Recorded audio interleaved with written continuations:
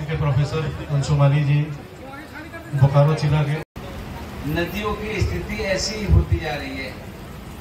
एक अंग्रेजी का शब्द ड्रेजिंग, नदियों का सफाई नहीं हो रहा और नदियों का उछल होना, ये इस बात का प्रतीक है कि अब नदियों का काम का सिलसिला बहुत कम हो गया है और आज उसकी आवश्यकता है कि हम लोग मिलकर उसके हिसाब से काम करें।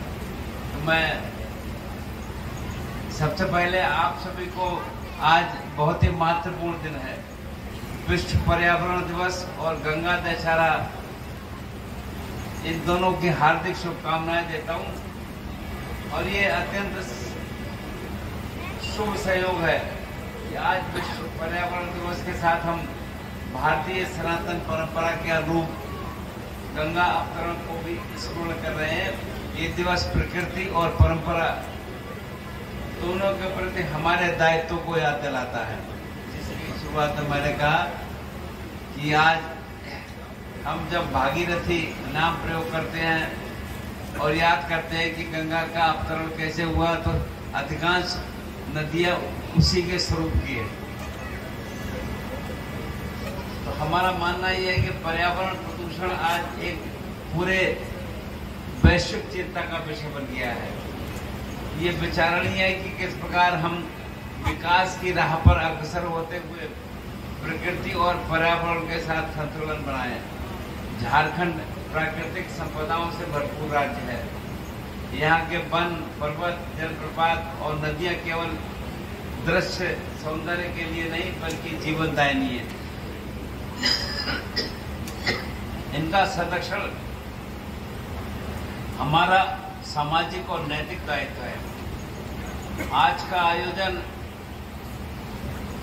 देवनद दामोदर महोत्सव न केवल हमारी सांस्कृतिक चेतना का प्रतीक है बल्कि ये पर्यावरणीय जागरूकता का भी एक सशक्त माध्यम है। भारत में नदियां केवल जल स्रोत नहीं है, वे पूजनीय है। जैसा भी जानकारी में हम सबके आया है कि दामोदर स्वयं भगवान विष्णु का नाम है। इस महोत्सव के माध्यम से ये संदेश दिया जा रहा है कि नदियों की पूजा केवल परंपरा नहीं बल्कि एक जिम्मेदारी है। वहीं दामोदर, अटल जी देश के प्रधानमंत्री थे, तब कुछ दिनों मुझको जल संसाधन मंत्रालय में भी काम करने का अवसर मिला था। यहाँ पर उपस्थित मंच पर आदरणीय श्रीमती श्वेता सिंह जी, अभी जिनकी बात आपने सुनी थी,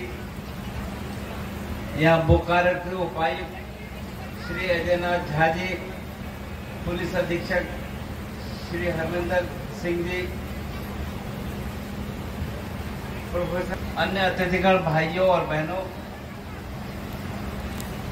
प्रेस व मीडिया के मित्रों, अटल जी के प्रधानमंत्री काल में मैं जल संसाधन मंत्रालय में भी कुछ दिनों मैंने काम देखा था। तो इसलिए उस समय से जो हमारी जानकारी में आ रहा है कि हमारे देश में नदियां उथली हो रही हैं और नदियों की ड्रेजिंग, सफाई नहीं होती है और इस कारण हमारे देश में इस समस्या पैदा होती है। तो मैं वास्तव में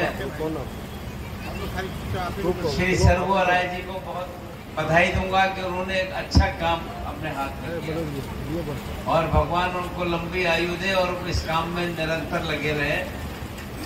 पूरे